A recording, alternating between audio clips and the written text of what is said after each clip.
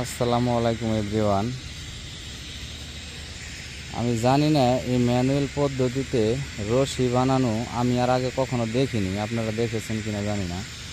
তবে রশি তো মেশিনে বানাই শুনছি, কিন্তু আজকে একটা জায়গায় আসছিলাম, এখানে দেখি রশি ম্যানুয়াল পদ্ধতিতে বানাচ্ছে অনেক সুন্দরভাবে। ম্যানুয়াল সিস্টেমটা অনেক সুন্দর,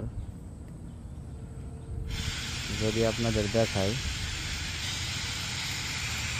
লোহা রড দিয়ে এরকম করে একটা ফ্রেম বানাইছে।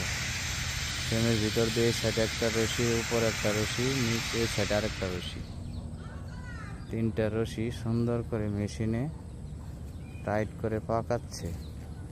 তারপর মনে হয় তিনটাকে একসাথে করে দিব। ওই যে কাকাই দিতেছে, এই যে কাকা তিনটারে একসাথে করে দিতেছে। তারপর মনে হয় আবার মেশিন স্টার্ট করবে।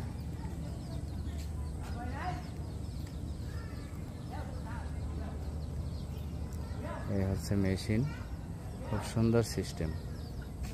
নিচে একটা মোটর আছে, তিনটা রশি আগে আলাদা আলাদা পাকাইলো, তারপর এখন একত্রে করে দিল।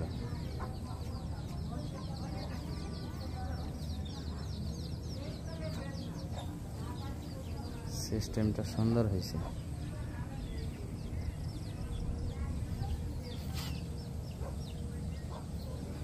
ওই যে